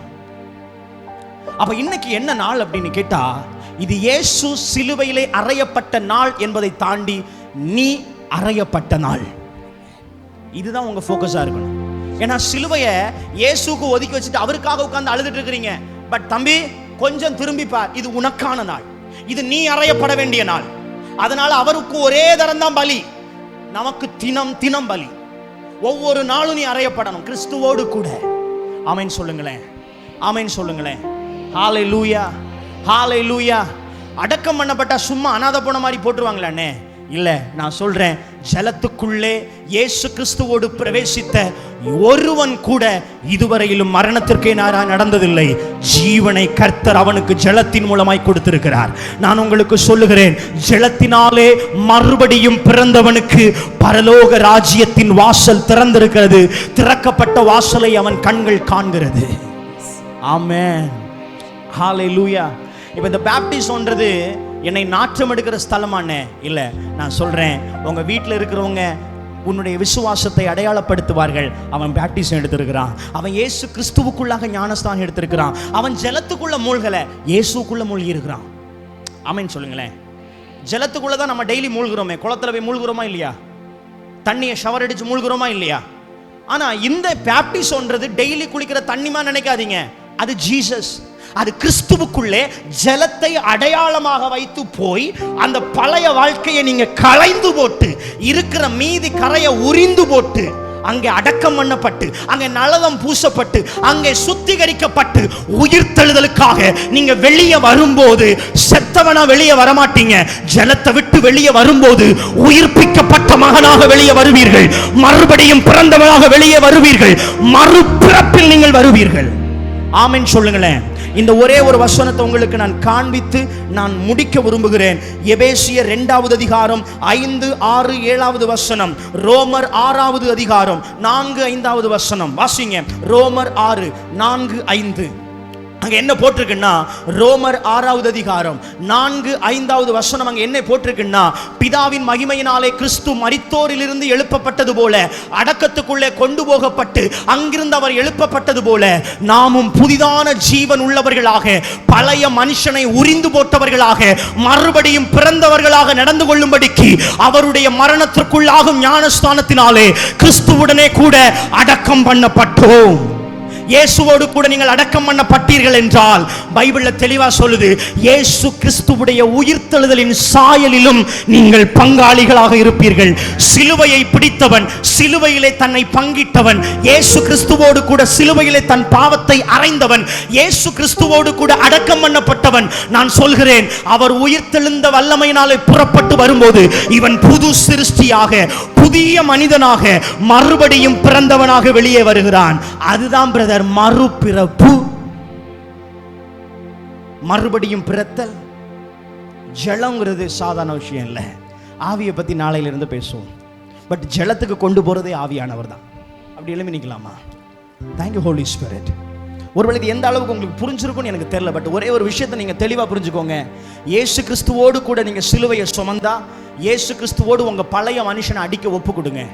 அடிக்க ஒப்பு கொடுக்கப்பட்ட அந்த பழைய மனுஷன் அவரோடு கூட அடக்கம் பண்ணப்பட்டால், அதனாலதான் இயேசு ஜலத்துல இறங்கும் போது எத்தனை கிலோ பாவத்தோட இறங்கினாரு சொல்லுங்க? எத்தனை கிலோ பாவத்தோட இறங்கினாரு? ஜலத்துல இறங்கும் போது, யோர்தான்ல இறங்கும் போது இயேசு கிட்ட எவ்வளவு பாவம் இருந்துச்சு சொல்லுங்க? இயேசு கிட்ட எவ்வளவு பாவம் இருந்துச்சு? ஏதாவது சொல்லுங்கம்மா. இயேசு கிட்ட எவ்வளவு பாவம் இருந்துச்சு? அப்ப ஏன் இறங்கினாரு? அவர் எனக்கு முன் அடையாளமானவர். அது நிமித்தம் நானும் ஜலத்துக்குள்ள இறங்கணும் என்பது அவருடைய நீதி. ஏன்னா யோவான் ஸ்தாபகனுடைய ஞானஸ்தானம் மனம் திரும்புதலுக்கேற்ற ஞானஸ்தானம். இயேசு கிறிஸ்துவானவர் வைத்திருக்கிற ஜலம் மறுபிறப்பிற்கான ஜலம், மறுபிறப்பிற்கான ஜலம். ஜலம் உங்களுக்கு கண்களுக்கு தூரமா இருக்குன்னா நெருங்கி பக்கத்துல வாருங்க. ஜலம் எதை கொடுக்கும்னா விசுவாசத்தை கொடுக்கும். விசுவாசம் ஜலத்துக்குள்ளே உன்னை பிரவேசிக்க வைக்கும். கந்தாகை மந்திரி சொல்றாரு, நீங்க பேசின ஜலம் இங்க இருக்கு பிரதர், நான் ஞானஸ்தானம் எடுக்க ஏதாவது தடை உண்டா? இயேசு கிறிஸ்துவுக்குள் அடக்கம் பண்ணப்படுவதற்கு ஏதாவது தடை உண்டா? இந்த மனுஷன் சொல்றாரு, நீர் விசுவாசித்தால் இயேசுவோடு அடக்கம் பண்ணப்படுவதற்கு, இயேசுவோடு சிலுவையில் அடிக்கப்படுவதற்கு எந்த தடையுமே இல்லை. உன்னை முழுசா இயேசுகிட்ட விட்டு கொடுத்தீங்கன்னா நான் சொல்லுகிறேன், ஆசீர்வாதம் சிலுவையிலிருந்து துவங்குகிறது. மறுபடியும் பிறத்தல் சிலுவையிலிருந்து புறப்படுகிறது. பரலோக ராஜ்யம் சிலுவையிலிருந்து ஆரம்பிக்கிறது. நித்திய ஜீவன் சிலுவையிலிருந்து ஆரம்பிக்கிறது. எவன் ஒருவன் மாம்சத்தில் பிறந்தவன், எவன் ஒருவன் மறுபடியும் பிறக்கிறானோ அவனுக்கு ஒரே மரணம், சரீர மரணம். ஆனா வெறும் மாம்சத்துல மட்டும் பிறந்து ஆவியில பிறக்காம எவன் இருக்கிறானோ அவனுக்கு ரெண்டு மரணம். ஒன்னு சரீர மரணம், இன்னொன்று நித்திய மரணம். அது அதுக்கு பிறகு உள்ளது. ஆனா ஆவியில பிறக்கிறவனுக்கு ஒரே மரணம். வெறும் சரீரம் மட்டும்தான் அந்த மண்ணோட மண்ணா போகும். ஆவி மரணம் அடையாது. ஏனென்றால் அது இங்கே செத்து மறுபடியும் பிறந்து விட்டது. மாம்சம் செத்து மகிமை பிறந்து விட்டது. இன்னைக்கு மட்டும் உங்க ரெண்டு கைகளை நான் உங்களை கட்டாயப்படுத்தவே மாட்டேன். ஏன்னா சிலுவைக்கு நேரம் யாரையும் உந்தவே முடியாது. அப்படி உந்தணும்னா அந்த வாலிபனால போயிருக்க முடியாது. இயேசு கிறிஸ்துடைய சீஷன் யோவானால மட்டும்தான் சிலுவைக்கு பக்கத்தில் போயிருக்க முடியும். யோவான்ட்ட சொல்லியிருப்பாங்க, பிரதர் முன்னாடி போங்க பிரதர், நீங்க தானே நல்லா பாடுவீங்க, போங்க பிரதர், நீங்க ஒப்பு கொடுங்க பிரதர், நீங்க சிலுவையை தூக்குங்க பிரதர் அப்படின்னு யாருமே இந்த வாலிபன்ட்ட சொல்லல. வாலின்றியா போய் சிலுவையை வாங்குறான். ஏன்னா இந்த வாலிபனுக்கு தெரியும், இது இயேசுடையதல்ல, இது என்னுடையது. நான் இந்த சபைக்கு சொல்லுகிற ஒரே ஒரு காரியம், சிலுவைக்கு நேராய் உங்களை நடத்த முடியுமே தவிர சிலுவையை உங்கள் மேல் திணிக்க முடியாது. மறுபிறப்புக்கு நேராக உங்களை நடத்த முடியுமே தவிர மறுபிறப்பு என்பது சிலுவையில் துவங்குகிறதுனால அது உங்களுடைய ஒப்பு கொடுத்தலில் இருக்கிறது. உங்க முடிஞ்சா தம்பிமா தங்கச்சி மாட்ட மட்டும் நான் சொல்றேன், எதிர்கால பிள்ளைகள்கிட்ட சந்ததிகள்கிட்ட சொல்றேன், நீங்க வாஞ்சித்தீங்க விசுவாசிச்சீங்கன்னா உங்க ரெண்டு கைகளை மட்டும் வானத்துக்கு நேரா உயர்த்தி சொல்லுங்க, ஏசப்பா என்னை முழுவதுமாய் உம்முடைய சிலுவையிலே அறைவதற்கு நான் ஒப்பு கொடுக்கிறேன். என் மாம்சத்தை அறைவதற்கு ஒப்பு கொடுக்கிறேன். உம்மோடு கூட நான் அடக்கம் பண்ணப்படுவதற்கு ஒப்பு கொடுக்கிறேன். யாராவது பேப்டிசத்தை குறித்த கேள்விகளோட குழப்பத்தோட எப்படி நான் எடுக்கிறது, எனக்கு என்ன தகுதி இருக்கு? தகுதின்றது விசுவாசத்தினால வருது பிரதர். உன் பாவத்தை இயேசு கிறிஸ்து மன்னிச்சார்ன்றதை நீ விசுவாசிக்கிறியா? அதுதான் உன்னுடைய தகுதி. இந்த ஞானஸ்தானம் எனக்கு என்ன பிரதர் செய்யும்? இது என்னை அடக்கம் பண்ணுது. எதுக்காக? என்னை மறுபடியும் பிறக்க வைப்பதற்காக, என்னை உயிர்த்தெழுதலின் சாயலில் இணைக்க வைப்பதற்காக, உயிர்த்தெழுதலின் சாயலில் இணைக்க வைப்பதற்காக. சின்ன பிள்ளைங்க சொல்லுங்க, நான் பிறந்து 10 வருஷம் தான் ஆச்சுன்னு, ஆனா இன்னைக்கு நான் ஆவியில பிறந்து நல்லா வாழ போறேன். பரலோக ராஜ்யத்தை பார்த்து பார்த்து இந்த பூமியில வாழ போறேன். நான் ஒரே ஒரு விஷயத்தை நான் உங்கள்கிட்ட சொல்றேன், இத்தனை வருஷம் மாறாத பழைய மனுஷனை உரிக்கிறதுக்கு ஒரே வழி தேவாக்கினி. எத்தனை பேர் வாஞ்சிக்கிறீங்க? எத்தனை பேர் முழுசா விட்டு கொடுக்குறீங்க? ஏசப்பாட்ட சொல்லுங்க, ஏசப்பா சிலுவைக்கு நேராக என்ன முழுசா உங்க அக்கினி வந்து என் பழைய மனுஷனை சாகடிக்கட்டும். தொடர்பு கொள்ள வேண்டிய எங்கள் முகவரி: பாஸ்டர் டி. இன்பகுமார், இயேசுவின் பிரசன்னம் ஊழியங்கள், கர்மேல் பர்வதம், பேய்க்குளம், தூத்துக்குடி மாவட்டம், தமிழ்நாடு, இந்தியா. பின்கோடு 628613. அலைபேசி எண்கள் 9486373603 மற்றும் 7373133190. Our contact address: Pastor T. Inbakumar, Presence of Jesus Ministries, Karmel Mount, Peikulam, Tuticorin District, Tamil Nadu, India. Pin code 628613. Mobile number 9486373603 and 73731 வாரந்தோறும் வெள்ளிக்கிழமை காலை 10 மணி முதல் 1 மணி வரை பரிசுத்த உபவாச ஜெபம் நடைபெறும். வாரந்தோறும் ஞாயிற்றுக்கிழமை காலை 9:30 மணி முதல் 12 மணி வரை பரிசுத்த ஆராதனை நடைபெறும்.